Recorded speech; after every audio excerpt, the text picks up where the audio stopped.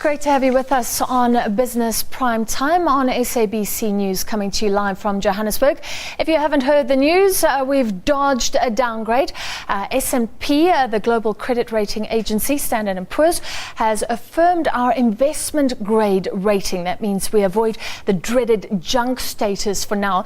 Let's get some more reaction from economists tonight. I'm joined on the line by Iraj Abedian from Pan-African Investment. Good evening to you, Iraj. Are you very happy this evening? Yes, indeed. It's a very good news. It's a much needed space that the South African economy needs to make sure that it can have a better chance of turning the economy around. What have we avoided in your view? Like our earlier guest was saying, we don't really know, but what do you think we've gotten away from for now?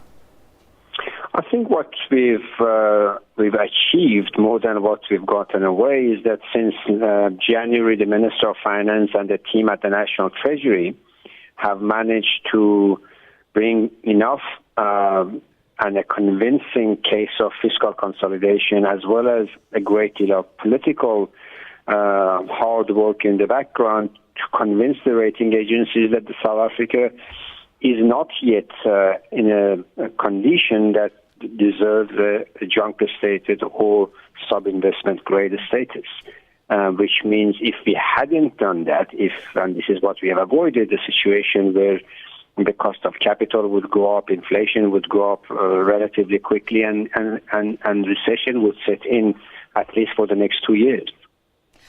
What does this mean for the coming months? Because we know that politics is going to be volatile. We're heading into a municipal government election.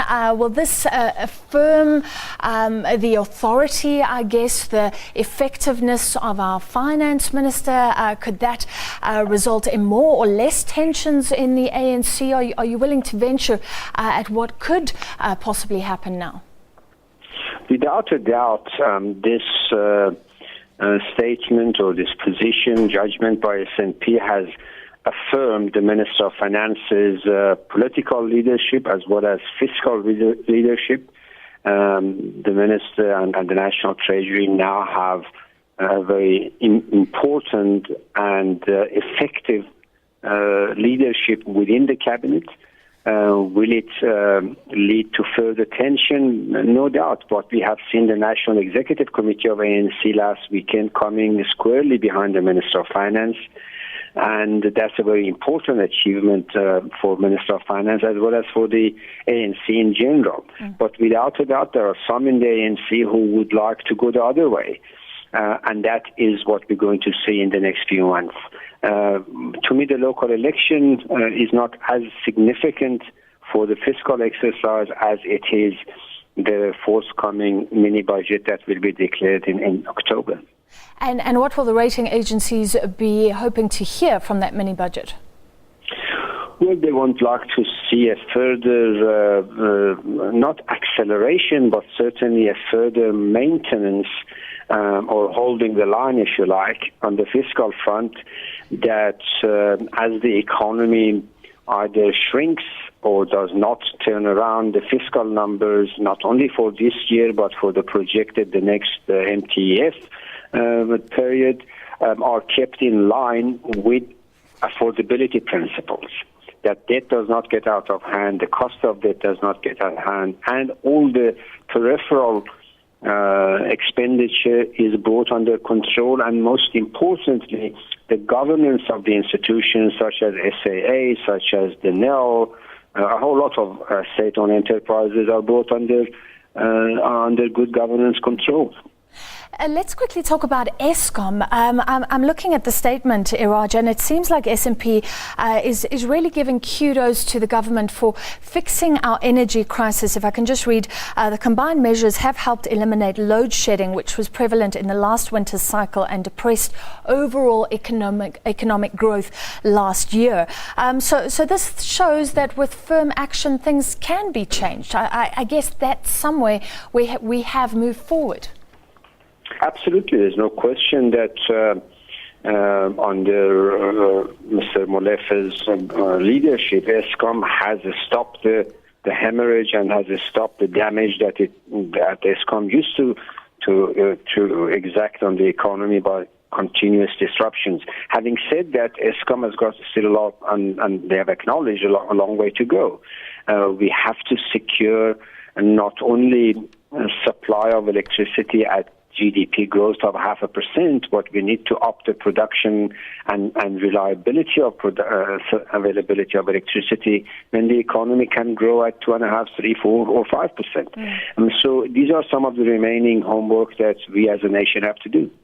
That was my final question. What do we really have to do to enhance growth? Just looking at the statement, some other risks that the SNP has raised is labour reform, and also what's going on in the mining sector. A bit of a dispute over the codes, over how BEE should be looked at. Are those areas we can improve, and where else in finality? I think the acid test of what we need to do is to do everything that it takes in the mining sector, in the energy sector, in the agriculture sector, and right across the different sectors of the economy to turn growth around. At the end of the day, we need to demonstrate that we can substantial increase in our national investment level, which will lead to growth, which will lead to job creation and further stability in the employment arena. That's finally what we have to do. Now, all the ministers have to go back to the drawing board and focus on what they need to do. If there are policy uncertainties, they've got to get it out of the way. If there are policy tensions, they've got to resolve them. The sooner we resolve it, the sooner the economy will turn the corner, and the faster the economic growth, the better will be our creditworthiness. That's what we need to do. All right, thank you so much, Iraj Abedian from Pan-African Investments. And if you're just joining us, South Africa has been given breathing room. We've avoided that downgrade for now, but SNP keeps us with a negative outlook just off the so-called junk status or the sub-investment grades. If I can just recap their statement tonight, a low growth putting South Africa's economic metrics at risk and could eventually weaken the government's social contract with business and labour.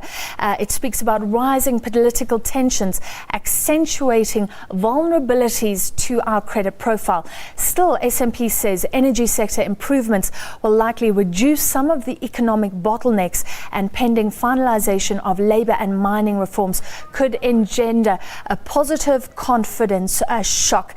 And we are therefore affirming our rating, BBB minus. That's just off junk status. We remain in those investment grades. I believe that Peter Tardmontalto from Nomura in London on the line. Peter, we don't